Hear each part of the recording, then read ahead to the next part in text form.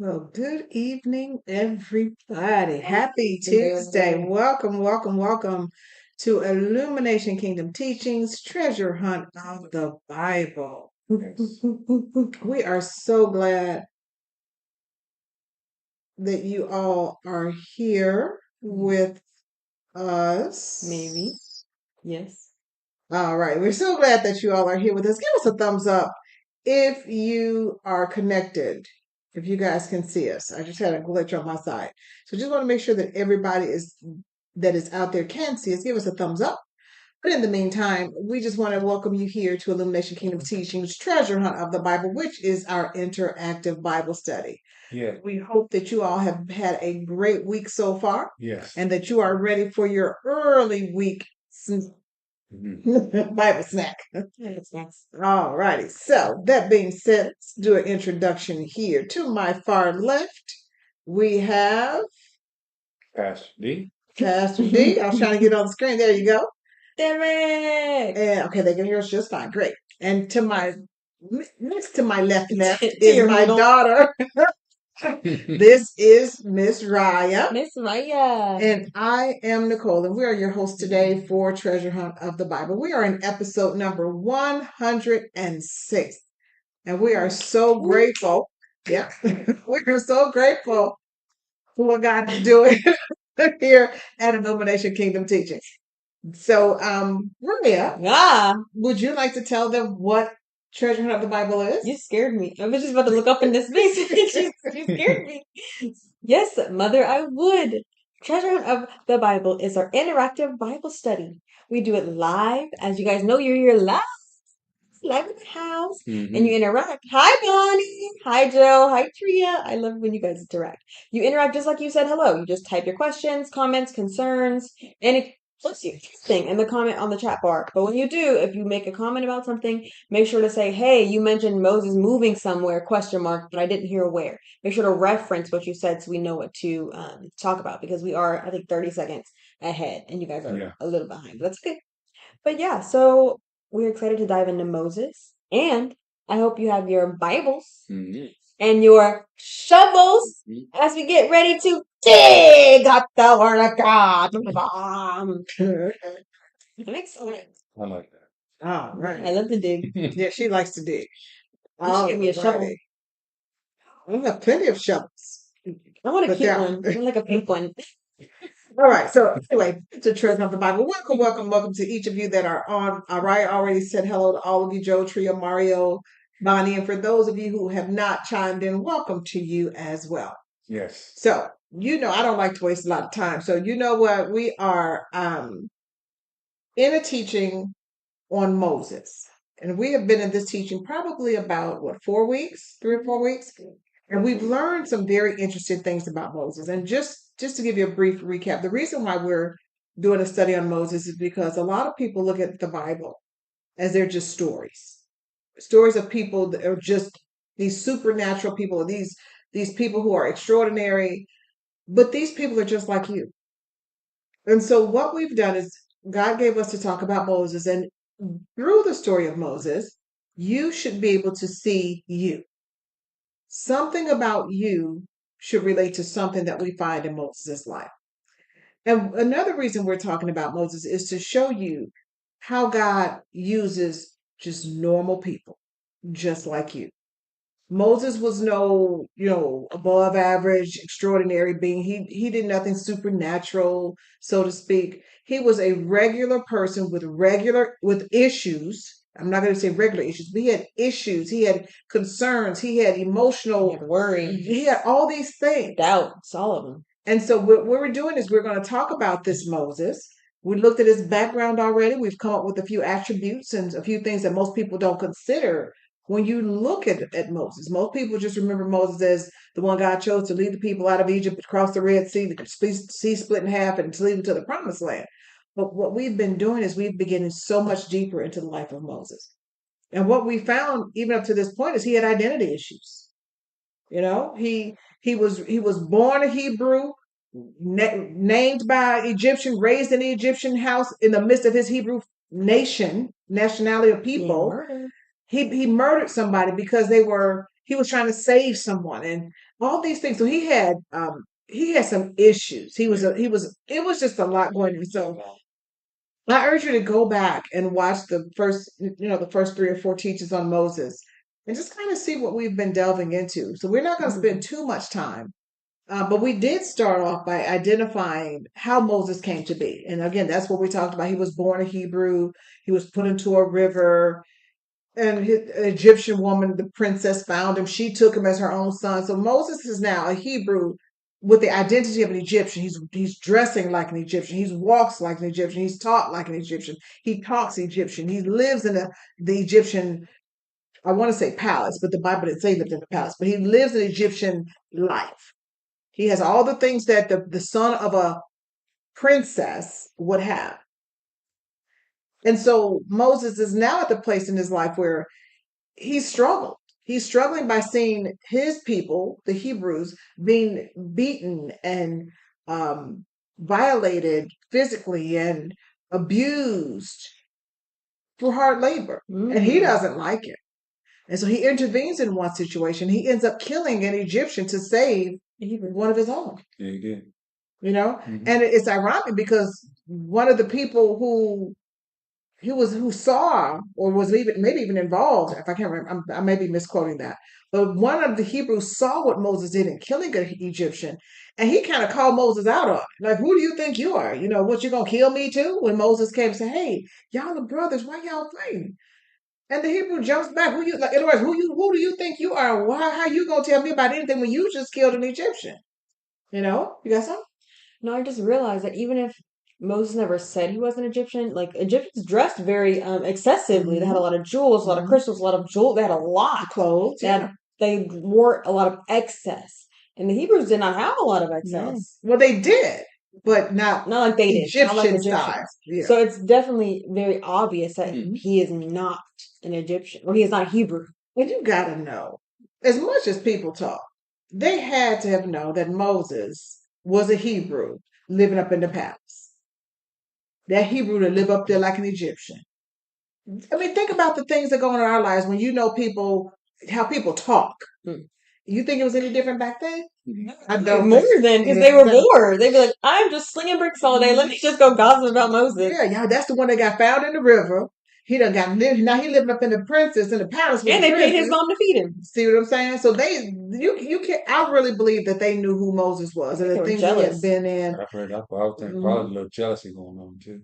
And so now Moses kills. He kills the Egyptian. Hebrews sees now Hebrews calling him out on what he did, and Moses gets scared because now Pharaoh.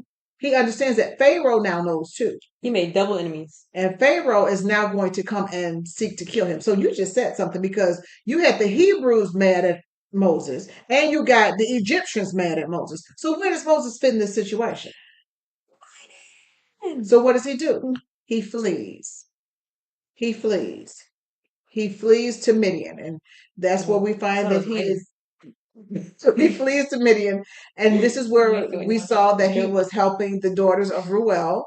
Once again, you see Moses having this tendency to help those that are more disadvantaged, those that are being afflicted, those that are being mistreated.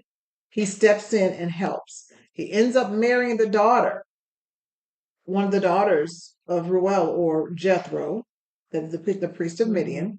And that's about where he's the priest of Midian, yes. And so this is right about where we got to last week. We actually got to Exodus, the 3rd chapter. Verse 8 is where we finished. Verse 8. So we talked about, let's do a quick recap. Do you want to go over what you had last week on Moses? Okay. What was it, 6, 7, and 8?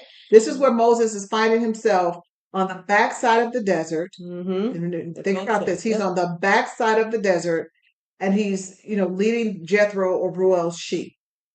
And while he's there, now one of the questions that we asked was, why would Moses be on the backside of the desert? Why would you be taking the sheep to a desert when the daughters took the sheep to water, to a well? So we deduced that perhaps Moses was still running. He was so scared. He doesn't know Pharaoh was dead at this point. Right. So he's probably very cautious for his life, and he's taking every secure Security measure to make sure he doesn't bump into the eh, Hebrews or or the the Egyptians. Egyptians or anybody that could identify him and go back and tell Pharaoh the guy you're looking for is there. He hid for like what, 40 years? He was hidden for 40 years. He Wow. was That's 10% of 400. he has so when Moses left Egypt, he was 40 years old. When he encounters the Lord in the burning bush on the backside of the desert, he's 80 years 80. old. Sounds like Moses had anxiety. He had a lot of things. He had fear. He had insecurities. He could never be who he was, identity issues. He's living his life, and I think we talked about this last week, how he went from one extreme to the next. He's living in a palace where he can't be who he is. And now the people that were supposed to accept him won't accept him. And now he finds himself running and in another place where he can't be who he is. He's now living in Midian as a shepherd. What did he know anything about? What did he know about tending sheep? He lived in the palace for 40 years of his life, or about 40 years of his life. He lived a lush, plush life. We also don't know how old he was when he left his mom, so he could have been old enough to learn a little bit about sheeping, herding, maybe. I think it was like between 8 and 12. I think And he grew. Yeah. So we didn't. So yeah, but think about it. How do you go from your mom to being abandoned in the water, to being found by another nationality princess, to be going back to your mom, to live with her for a little while, then being shipped back off to the palace, an Egyptian palace, raised by a woman that's not your own, named by a woman that is not your mother, given a name that is not of your nation. And then after all that, knowing that the Egyptians hated Hebrews. Mhm. And you're living in the palace with the king of the Egyptians, or at least you're connected to him. What's interesting is that even when you said connected, is that he's connected to both. Yeah. Which means he's a bridge to both. Mm-hmm. So he can heal or fix or address the middle. But right now he can't do anything Now he don't because know nobody likes him. No, everybody's after him. Everybody's against him. So he goes from He's got nothing to lose. And apparently he feels like he has nothing to gain because he runs. Yeah. And he ends up running for his life again. He has never been able to just be who he is. And now he ends up being a shepherd over the sheep of a man, a priest in Midian. That's serious. He's kind of like, and then here come God showing up in this bush. He's like, well, now what? Did the Midianites, did they follow God? I'm not sure at this point who they the serve. priest, then he might have known God. I don't know for sure. That's what I'm saying. That's what I was asking. Because a lot of religions had priests. A lot of denominations. Yeah. And back then, the Egyptians, yeah. So because I think Joseph married the daughter of the priest of somewhere. Yes. So yeah, it's not necessarily when we talk about priests that we're talking about the same type That's of what I was priest. just asking. I wasn't sure. But so we left off talking about Moses being approached. He's walking through the wilderness with these sheep in the wilderness, and this bush in the Holy Land is on fire. Right. Shoes off, barefoot. Now you want to go ahead and pick up from there. Yeah. So Moses has approached this burning bush, and in the midst of a bush is a flame, and the flame is in the middle of the bush, but the bush is not burning; it's just on fire. And we're like, it's a burning bush. And Moses does a double take, as Derek would say. And he checks out this bush. And God speaks to him through said bush. Mm-hmm. And tells Moses to take his shoes off, which is so funny to me because he's in the Holy Land. He's on holy ground. He's on holy ground. He's on the base of the mountain of God, which is Horeb, Horeb, or Mount Sinai. Yes. Now here's the thing we talked about last week. Moses is walking around this desert all this time. And he never realized how close he was or that he was on holy ground to God. He never realized the time that he was there that he was actually in a place of holiness and he didn't know it. Mm-hmm. How sad is it to be in a place of holiness, to be in the presence of God and not even realize it? A lot of people live like that. Exactly. A lot of us do that. And you're in a place where you're going your own way. Moses he was trying to take these sheep somewhere. He had a path he was taking, but he had to detour from his path to come and see God or come see this bush. And when God saw that he had his attention, that's when he said, I am God. Moses, Moses. He said, Mhm. Moses, Moses. Take off your shoes, for the place where you're standing is holy Holy ground. ground. Yeah. So Moses he was at a place of decision right there. Am I going to do this? First of all, just being realistic, and we talked about this last week. If I'm walking past a bush and this bush starts talking and it's not on fire, It's a prank show. I don't know if I'm going to obey what it said. So it had to be something about this bush that went past Moses' intellect, went past his curiosity. It had to be something that really drew him. Yeah. Yeah, last week I mentioned that to me it was seeming like there was maybe a spiritual acknowledgement that Moses couldn't ignore. Because if the flame in the middle of the bush, you were saying that you felt that it could be God in the middle of the bush, like that's he was the flame, like the middle of the bush, and our spirits are in the middle of us. So it seemed like there was like a spiritual acknowledgement that his flesh could not comprehend. Mhm. Because we've all had moments like that where I'm like, flesh don't comprehend this, but something in me just knows I need to do this or knows this is something that I like. There's something more. Yeah. So that could have been it. But whatever it was, it drew Moses, and Moses responded. And so now we have a conversation between Moses and God. So not only is God speaking to Moses or God through this bush, Moses is now speaking to God in the bush. Can you imagine? Imagine being like this somebody walking by like this man crazy. He's talking to a bush, and a bush is responding. Right. But I also see that it's on fire too. Right. And not being burned. Not being burned. Yeah.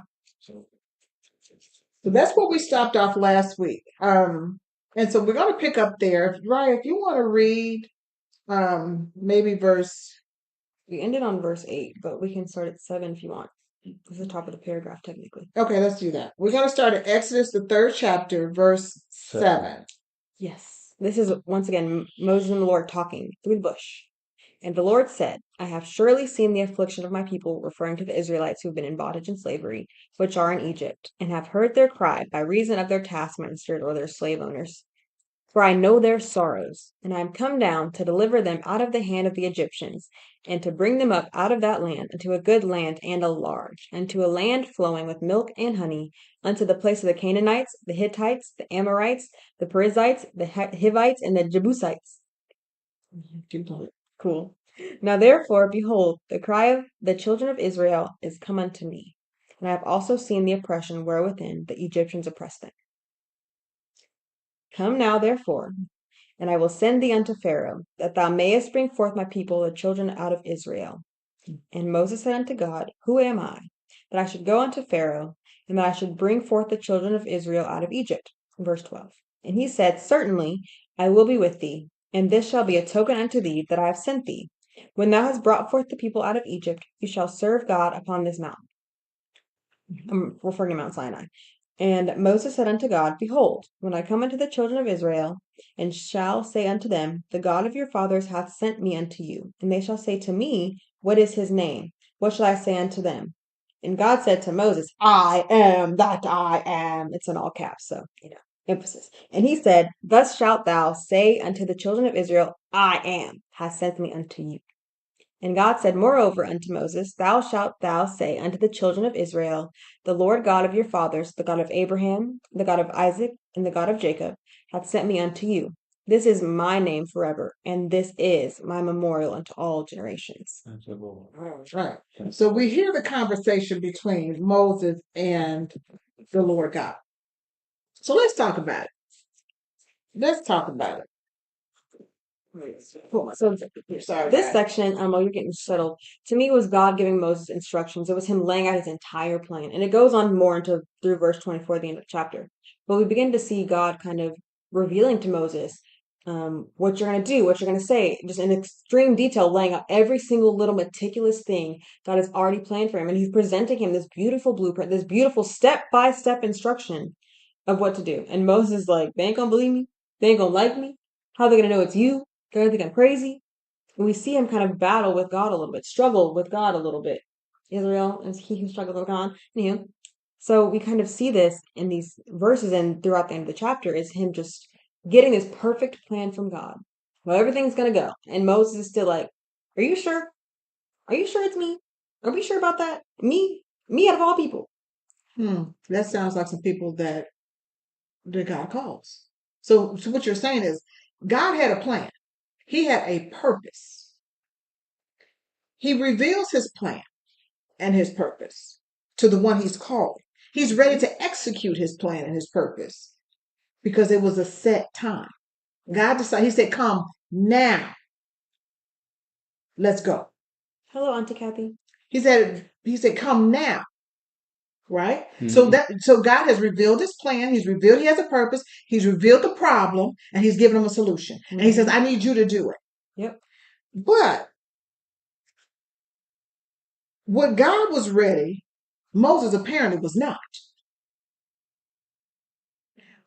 And we see this I did this. When God called me to first teach I was probably in my early 20s. And he asked me to teach and I ran. I told the pastor, no, y'all heard this story. No, ain't no way, ain't no how. No, no, no, no. And he looked at me like, really? And I was just so adamant. I can't do it. I'm not ready. It's just, I can't.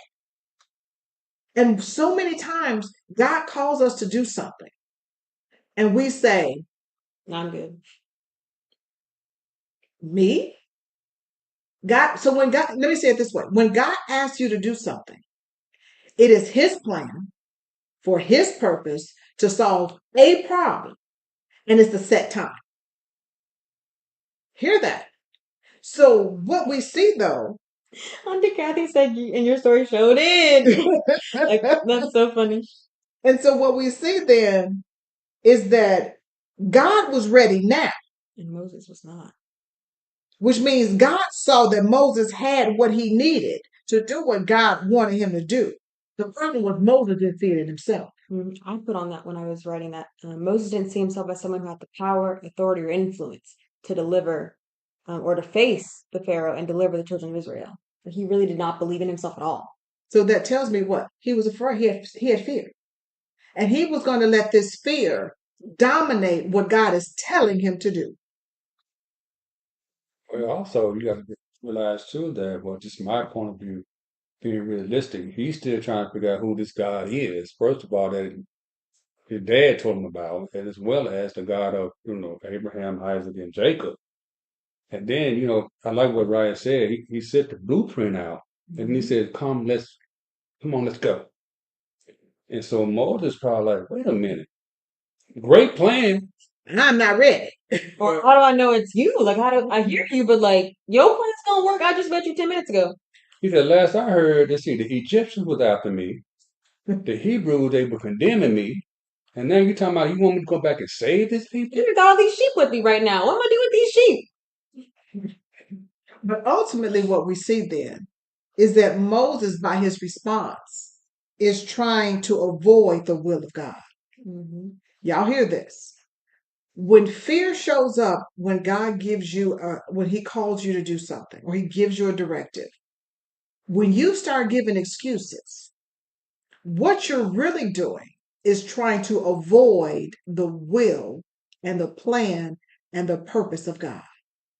Now, most people don't see it that way, but that's what it is. Now, that should make us all say, whoa, look at how we respond to what God asked us to do differently. And everybody does it. Everybody has done it because they're too busy looking at themselves as I am inadequate. But God is saying, if I called you and you're part of my plan, then you can do it. I'm going to equip you. I'm going to give you the same blueprint I gave Moses. I'm going to highlight what's going to go good, what's going to go bad, how we're going to correct what's going to go bad. We'll get into it. We'll get into it. There's a lot to unpack here. And what's even worse is that Moses is avoiding the will of God in God's face. He is for real in the face of God. You hear what I'm saying? That's like telling your mom no, she's going to whoop you. I mean, it's just like I told you before, just because God tells somebody to do something. You get a choice. And people be like, well, if God said I'm going to do it, really? That's not always true. That's not always true because I've been there, experienced that. When you walk into something that you really enjoy, and God comes along and says, I don't want you to do it anymore. It's like, and you know God said it to you, but it's still a choice for you to do it or not. You know? I was just sitting here thinking about what how Jeremiah felt when God called him when he was just a He kid. was a kid. Yeah. And he wanted him to go before the nation of Israel.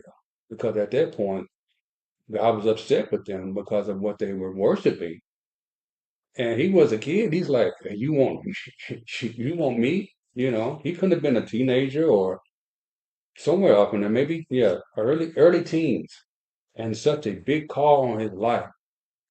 And when God told him that, I mean, I can only imagine how he felt. Like, man, I'm a kid, but see, Moses here, he's 80 years old. He's Right. like, I'm about to die. What you mean I'm Yeah. about to do?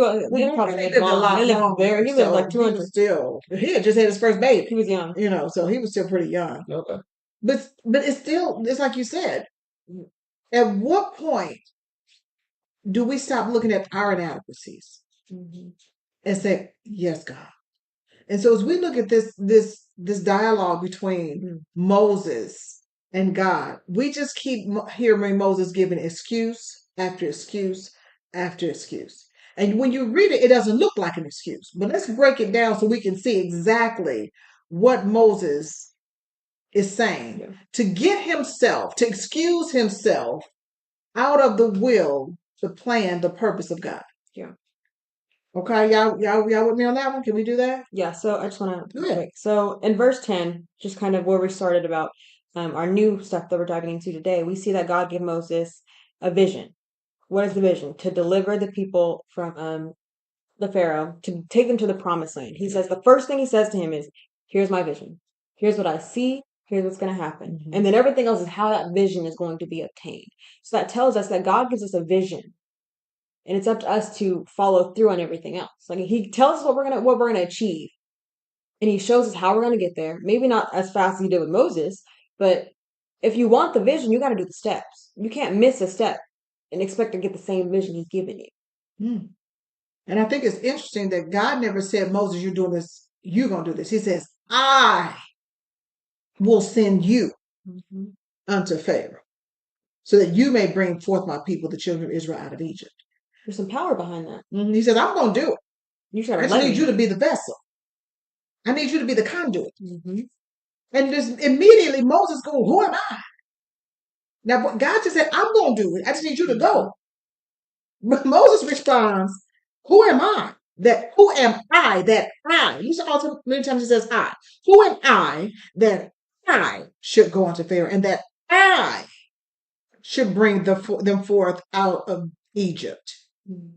He didn't believe in himself at all. He didn't at all. Once again, he didn't think he had power, authority, or influence, and he didn't fully trust the power of God. Otherwise, he wouldn't have. I feel like the Question it. battle wouldn't have been this Mhm. intense. It would have been like, Lord, I'm scared, but I trust you. But he did, and this is the thing. Moses never said, "God, I'm scared." This is the first excuse. Who am I that I should go to Pharaoh? What's good in me? Why He's me? really afraid. And if you notice how God responds every time, God doesn't answer his initial question. Mm-mm. He answers the undercurrent of Moses' response. Because he knows the heart. He He knows knows what Moses is exactly, actually trying to just say. without saying it. And we see that in verse 12 when he begins to Mhm. comfort Moses. Mhm. So not only did he give him a plan, he acknowledged his heart fear and said, "You know what? I'm going to comfort you before I say anything else." And that's what he did. Right. He says, "Listen, I'm going to be with you. I'll be with you. And this shall be a token unto you that I have sent you. When you have brought forth the people out of Egypt, you shall serve God upon this mountain." So again, Moses is slippery sliding around with God. He doesn't want to tell God, "I'm scared." Mm-hmm. So instead, he poses these questions about his ability. He tries to poke holes in God's plan. Mm-hmm. And God is like, "Dude, I got you." How many times do we do that? God calls us to do something, and again, we're looking at our insufficiencies, our inabilities, Or the insecurities. things we've done in our past. We're letting hurts and pains and Heart wounds. condemnations, all Yep. these things keep us from taking the step to, first of all, obey God, but number two, to follow his will and to follow his plan. And you got to know, how many times have we said, "Lord, you're my Lord, you're my God." But how many times have we done the same thing Moses is doing? He calls you to do something. You too scared to do it because you're looking at you. And God said, don't look at you. Look at me. Don't worry about you. I got this. You just go. Yeah. He said, I'm going to be with you. He said, I already got everything you need. You just got to go. Take some steps. And you know what? He already had the plan. You don't have to do a thing, but just go and do what he said. Mm-hmm. That's it. All you have to do is what? Obey. And you will attain the vision I told you. And granted, God don't show us every little bit, but he gives you enough so that you know what you need to do. What's crazy is he had enough courage/fear to run away to a crazy land next door and marry some woman he met 10 minutes ago. But he can't talk like he's talking to a burning bush, having fun with that. But now he's like, you've done all these cool things. Now let me give you some identity. And he's like, nah, I'm good. I'm too scared to have an identity. That's interesting. Why would you say identity? Because that's what God did. He said, this is the purpose I have for you. I'll talk to you later. Oh, but he's okay. like, this is the purpose I have for you. This is the thing I have for you. This is who I see in you. This is who you are going to be. All you have to do is let me do it. Literally just move your feet, open your mouth, and it's all me. Be the vessel, which is what all of us are designed to be. And that's the vessel of God on the earth. See, God needs a vessel. He needs a legal being down here. The only way for a spirit to operate on this earth is to be legally in a body. To operate legally in this earth. So the only way a spirit can operate legally in this earth is to function through a body. Mm-hmm. That's why the devil needs your mind or wants your mind. So he can have control of, or he wants your soul. So he can have control of your mind, your will, and your emotions. Same thing with God. God's spirit wants to be in your soul, your mind, your will, and your emotions, so that you will affect out his will. And the devil wants the same thing. So in this instance, we see exactly that. God wants his spirit to operate, or his plan to operate through you to do his work in the earth, which is the exact same thing God is trying to do when he asks you or calls you to do something. Before we dive in a little bit more, Auntie Kathy is eating this up. Oh, she's left 10 comments just about. She's enjoying it. She said it's encouraging her a lot, and it's really hitting her heart. So remember, whatever God has called you to do, or shown you, or told you to do, or requested you do, he has a plan. You're not out there willy-nilly. And the only person stopping you from that plan is you. Like, he's listening. As we see, Moses is going to start listening what's wrong with everybody else. Mm-hmm. But he's just saying that so he doesn't feel that blame of what he's telling God no. Mm-hmm. And we've all done that too. It's like, well, they're not going to, I've met them. They don't seem like the type to say all this. Or I've met them. They're not a follower. They're not a leader. I don't know how you expect me to handle them. Mm-hmm. It's like, I'm not. I'm asking you to take these steps and I got the rest. Mm-hmm. So what we're really seeing then is Moses is saying, well, let me say it this way. Moses exhibiting when God's directive is less important than your desire or your fear. What we see here is when God's directive is less important than your desire. And whatever is motivating that desire, whether it be fear, insufficiency, insecurity, whatever it is all based in fear. And that's serious. I think for me is what I think about the first thing is God never condemned Moses. Mm-hmm. Yeah. He said, Moses, I know your history. I know your background. I know you killed the Egyptian. I know that, you had some words with your fellow brethren. I know that you ran here. But, so many times, I think that for me, then the first thing Moses did after recognizing that, he started condemning himself. Mm-hmm. How many people are like that? God doesn't ask you what you've done. Mm-hmm. He doesn't ask you about your past. He never even brought it up. He never even brought it up. He just said, I have chosen for this task. Let's go. Let's go. You're like, did you not see what I did last year? Yeah, he saw it. And this has not changed his directive or his plan or his purpose for your life. So the sea of forgetfulness, free from his mind. He said, I know that you're a man. I know your flesh. I know you got issues. But still, I've chosen you. Mm-hmm. And I know you're not going to be able to do it on your own. That's why God said, I will be with you to give you the ability to be my vessel. To be my vessel. And like Brian said, to fulfill the blueprint Mhm. for his people. One thing I think is interesting, even as God has told Moses, this is verse 12, he says, and he said, certainly I will be with you. He said, certainly, Truly, deeply. for No, for sure. sure. We're 100%. gonna be, this is 100. I'm giving you my word, my bond.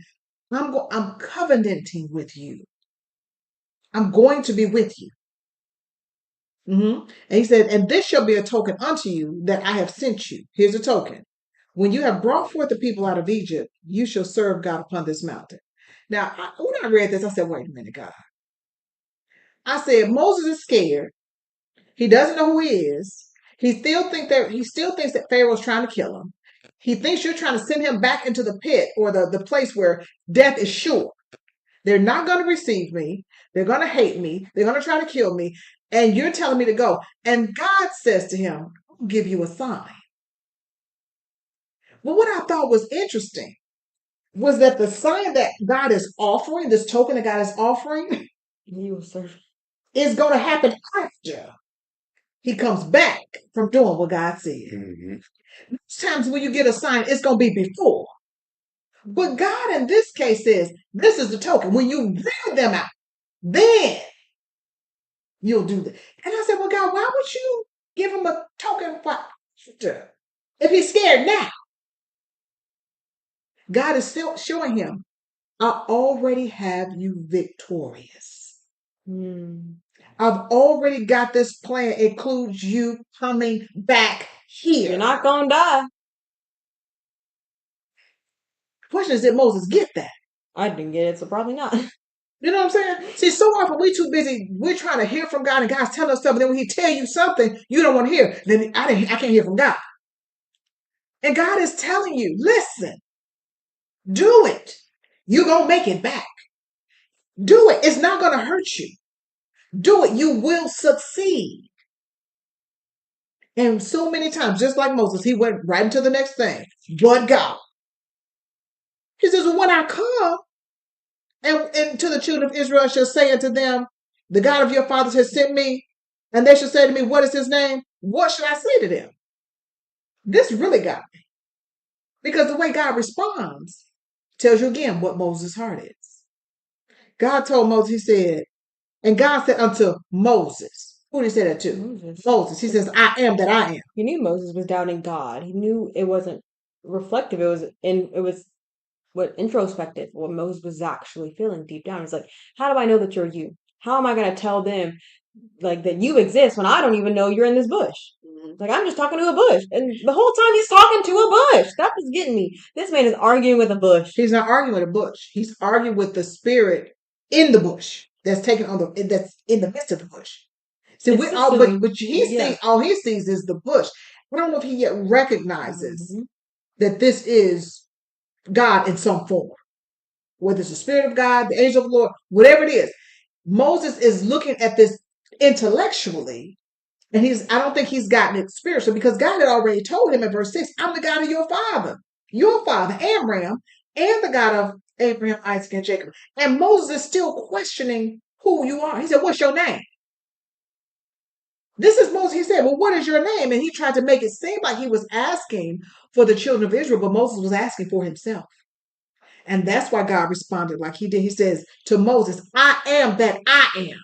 And then he said, and then you can tell the children of Israel that I am has sent you. Mm-hmm. And then he says, you shall say unto the children of Israel, the Lord God of your fathers, the God of Abraham, Isaac, and Jacob, has sent me to you. This is my name.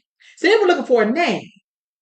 All the idols in the lands were given names, proper names. Not God, small G-O-D. They all had names. Which, when we did the one-way sign, remember there was Asherah, there was Baal. They had all these names. Mm-hmm. But in this situation, God never had a name as of yet. He's never identified himself by a name, so to speak. God, period. I am that I am. Mm-hmm. And Moses probably like, well, what's that supposed to mean? But when God tells him, in other words, I'm everything. I'm set apart from the rest. Yes. You can't put me in a box with what you've seen, heard, or experienced before. That's right. I'm not like the idols of the land. Those aren't gods. Those are things. But he said, I am. He said, and this is my name forever. In other words, I'm not going to change it. I am is my name. So whatever I am is I be it, I am he. However that breaks down, that's who he is. I am is present tense.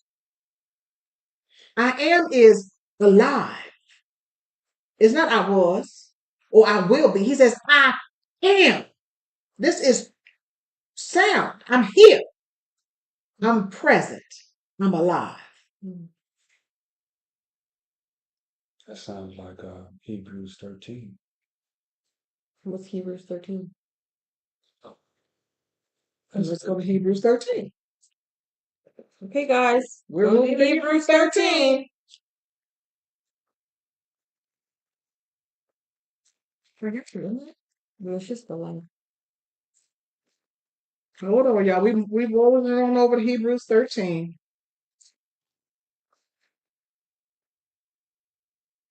13 what?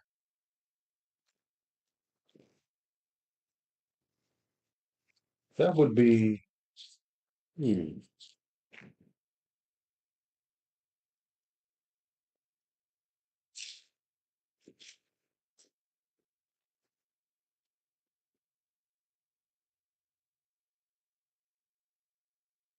Because of verse Jesus 8. Christ, yeah, the same yesterday and today and forever. Look at that. Same time, same time. You see what I'm saying? Go ahead and read it. Hebrews 13, verse 8. Mhm. Jesus Christ, the same yesterday and today and forever. Period. That encompasses everything Mm-hmm. concerning life itself. I'm yesterday, that's today, I am tomorrow. But I think don't it's, change. it's also I never saying change. I can't be changed by man. Because these Mhm. idols, you could give it a mustache if you wanted to. Mhm. You know, you could make its head a little shorter, a little round, you could change it. But Jesus, God, cannot be changed by man. And also when he says I am, he says, if I can't change it, I'm the same God that your fathers told you about. I'm not. I'm the same God that brought them through the woods. I'm the same God that told you all those things and all these memorials that you heard from them. I am He. Mm-hmm. I'm He. I haven't changed. So if you need a name, my name is I am.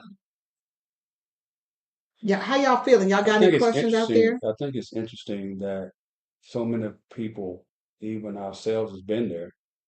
Uh, God has called us to do something, and we're still afraid. We're still look at ourselves that I'm inadequate. I don't have it all together. Me? Why me? I can kind of concur with your story. Mine was very similar to that when God called me, but I'll leave that for another day. But I totally get what you're saying. That God speaks to all of us, and He has a plan and purpose for all of us. But how do we see ourselves? Do we see ourselves as Moses? Do you see yourself as, someone who has a real horrible past, or you were put down, or you was rejected, or you was bullied, or you was, cast aside, Don't know who you are. don't know who you are? But Mhm. this clearly tells me that Moses had some of these issues that we may have had when we were, going through our past, but God still said, I chose you, Mhm. and let's go. I think another thing we've kind of haven't really discovered yet is that Moses felt he didn't have a voice. His whole life, everything was done for him. And now God's saying, here's your voice, and here's what you're about to say. And he's like, huh? Me say, who say what? The woman he married was assigned to him. Where he was going to live was assigned to him. Who was going to nurse him was assigned to him. Everything was assigned to Moses. And God's now saying, you about to use that voice I gave you. Get ready. He's like, my what?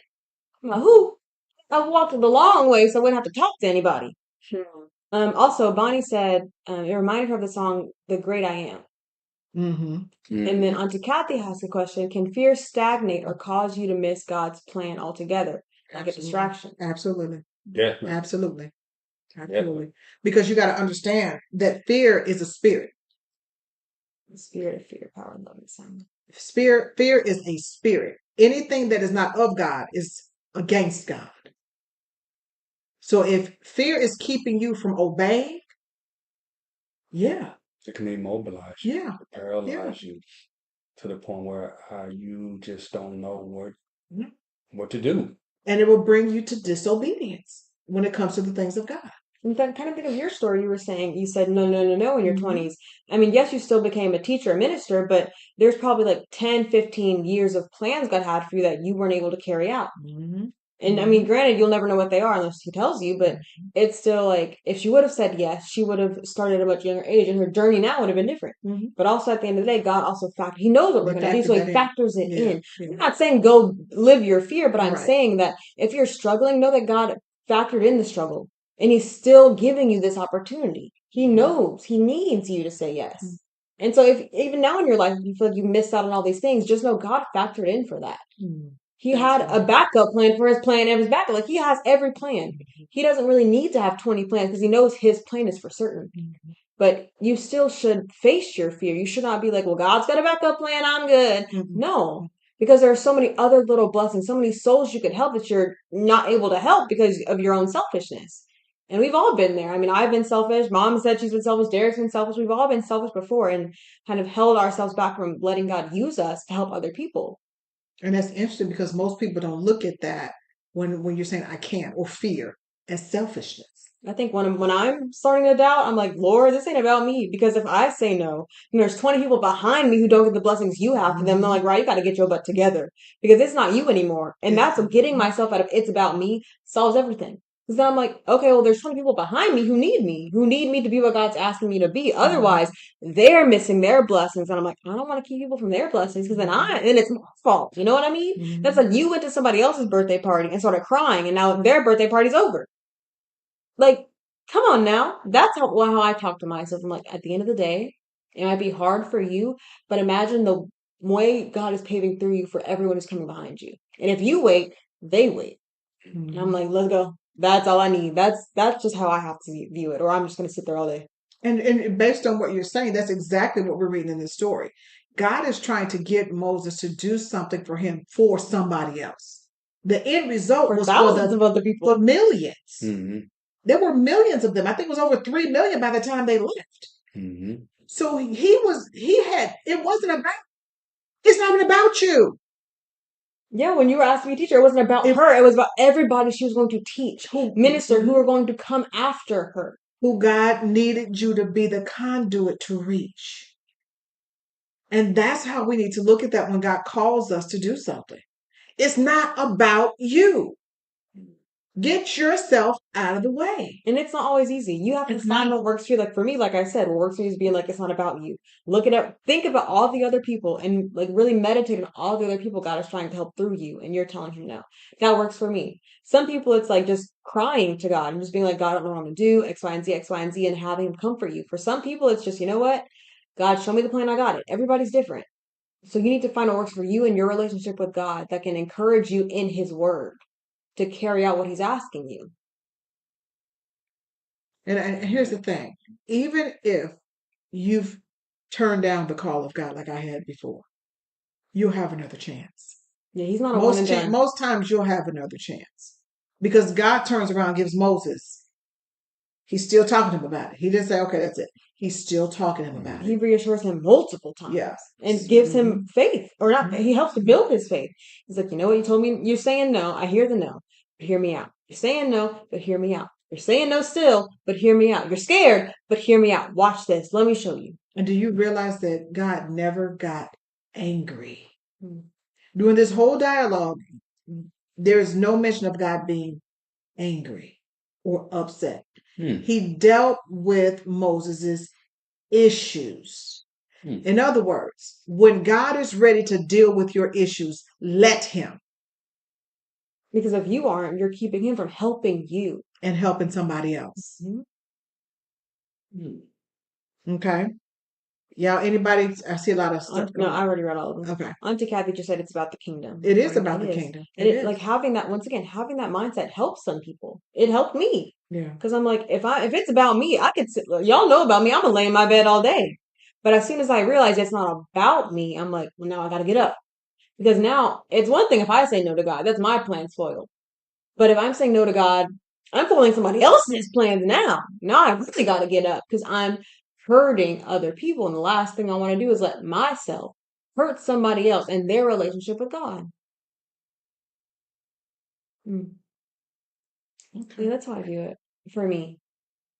You know, I think about King Saul, how he God anointed him to be king over Israel, and he feared the people, and because of his fear, or how people saw him, the people, he disobeyed God. Hmm. He hunted down David forever. But he lost. But he lost his anointing. There you go. But just because, so that should let us know he didn't raise David up. Hmm. But just know that if you disobey God, don't think he don't have a ram in the bush. Somebody else is going to come behind you. I mean, granted, you don't want that to happen until you want to be the one to fulfill God's purpose. But if you do not, God has a ram in the bush, you know. And so just know that. I mean, was it Elijah said, "Wait a minute, I'm the only one," and God said, "Wait a minute, hold Yeah. on. Get out of yourself.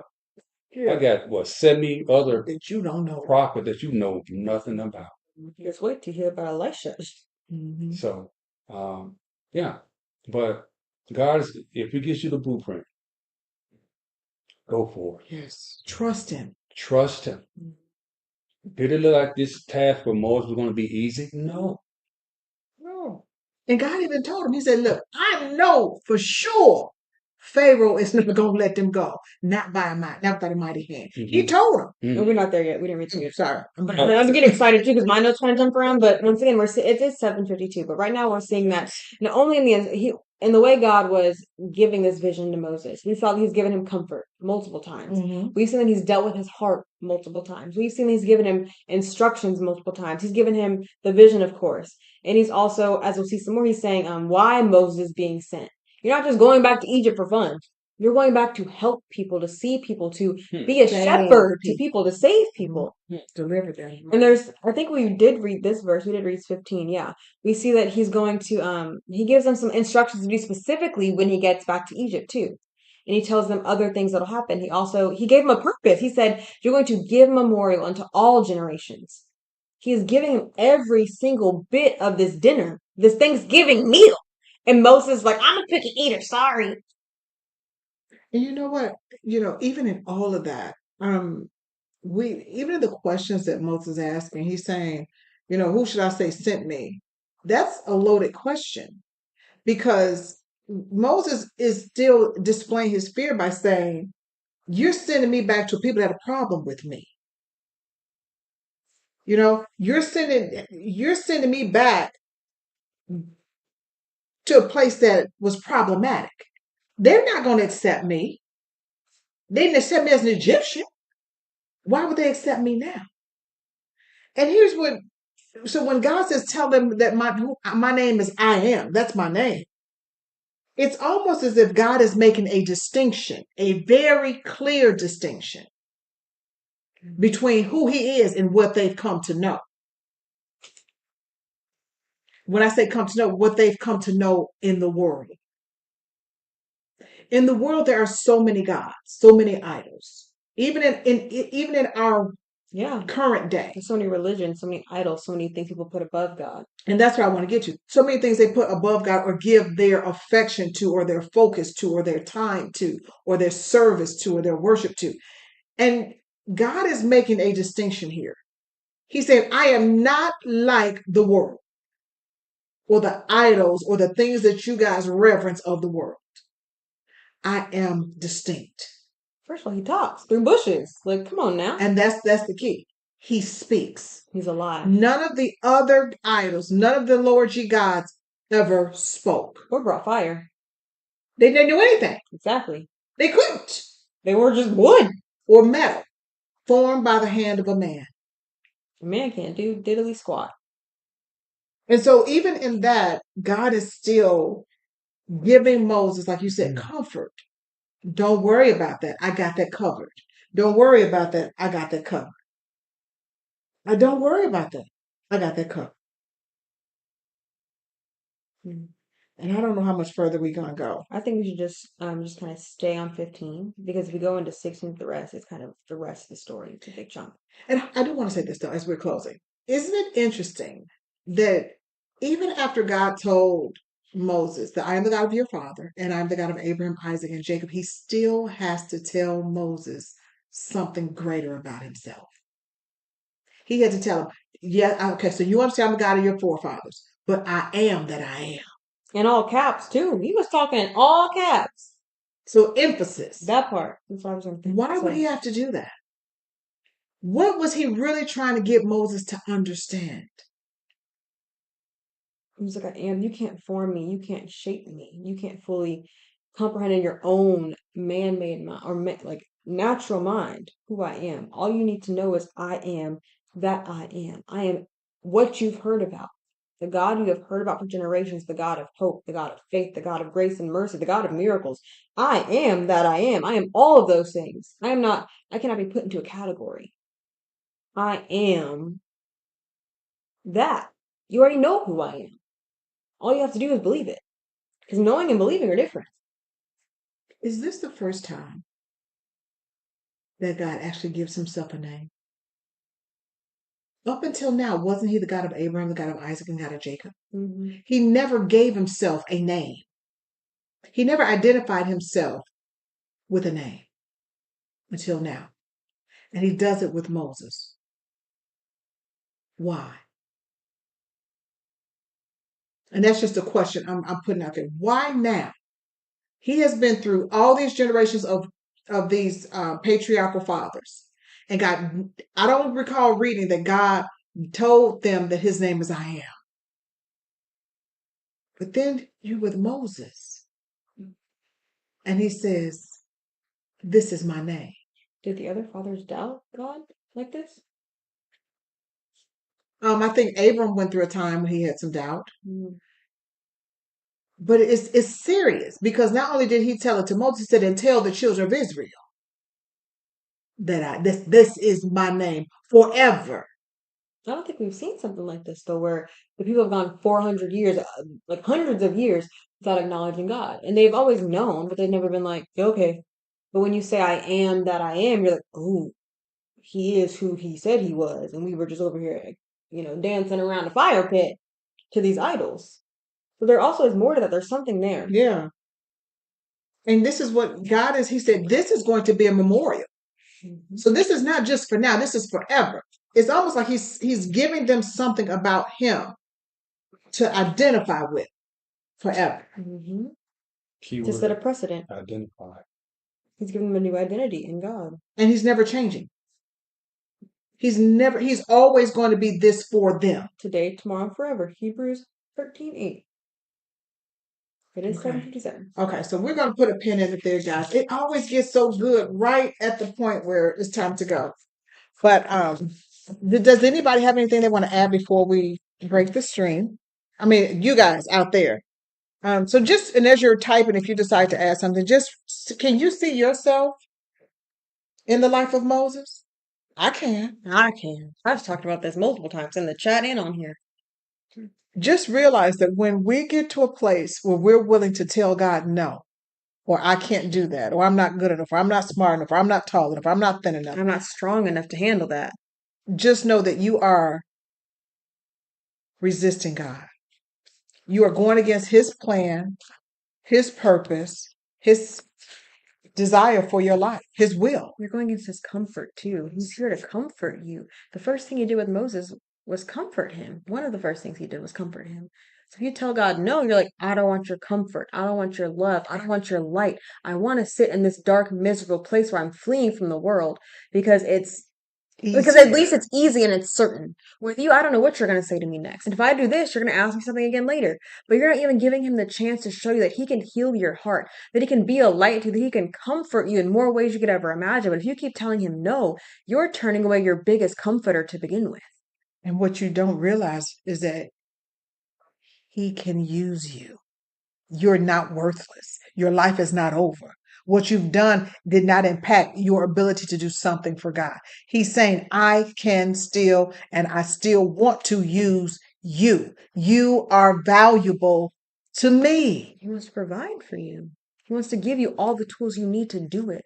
All you have to do is say, "Okay, Lord, I'm Let's listening. go. Let's go." Something. Give him something. At least admit that admit. He already knows what you're feeling. Give it. Because once you confess that to him, he can take it. But if you're still sitting there like, he can't, he's not going to make you speak to him. You got to give it to him willingly. Even if it is, "Lord, I'm scared," or "I don't believe this. I don't know what to do." He can work with that, but he can't work with you just ignoring him. So let him use you.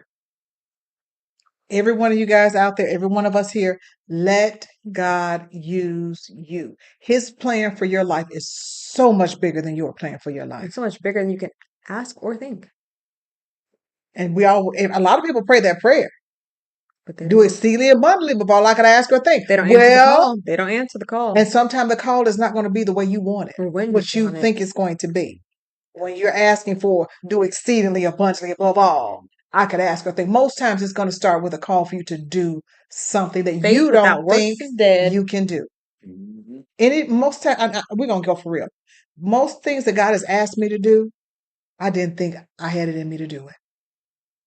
He says, you never know how much faith you have until you have to use it. Y'all remember that. You don't know what's in you until you have to use it. So when God asks you to do something, get in your mind, it ain't about me. And what's interesting you said that is that a lot of people say it's not in me. I don't have it in me. But it's in there if God brought you to it. If he's telling you to do it, it's in you. And if it's not in you, he will put it in you. All you have to do is say, "Okay." All right. So we're gonna cut it here. We have gone over 2 minutes. I love you guys. We thank you guys for joining us today for another teaching on Moses. We got through more verses today. We did. So you guys come on back on Sunday for part 11 Mhm. of A Life with God, and then come on back next Tuesday for more on the discussion of Moses, and hopefully this is helping you to see your life and to see how God wants to use you. You are valuable to God. He has a plan for you, even if you don't have a plan for yourself. So, Raya, would you pray us out, and then we're going to say goodbye. Yes. Lord, we thank you for meeting us in this place today. Lord, we come here understanding that what you're speaking to us today through everyone on this panel and to people in the chat is that this is the word you have for us. For whatever reason, we are here listening to this word, trusting and understanding that you have something great in us, that you have planted in us a seed you're ready to water, a fruit that is ready to be harvested. Lord, I pray that you take this word throughout this week and just encourage us and help us to see the plans you have for us, the vision you have for us, Lord. Enlighten our eyes to see. Remove the cataracts and the blindness from our eyes, Lord. Allow us to see you and the company of angels that's around us, encouraging us to follow out your plan. Lord, I pray that you open up our hearts to receive you and accept your will that you have for our lives. And right now, we just give you glory, honor, and praise for being with us in our struggles and our pushback. We thank you for continuously encouraging us when we tell you, no, we can't do it. Lord, I ask you to give us the strength this week because we can do all things through Christ who strengthens us. So Lord, we give you glory, honor, and praise, and we thank you for your endless love and your enduring encouragement. Amen. Amen. All right. We love you guys. All right. We'll see you soon. Mwah, mwah, mwah, mwah, mwah.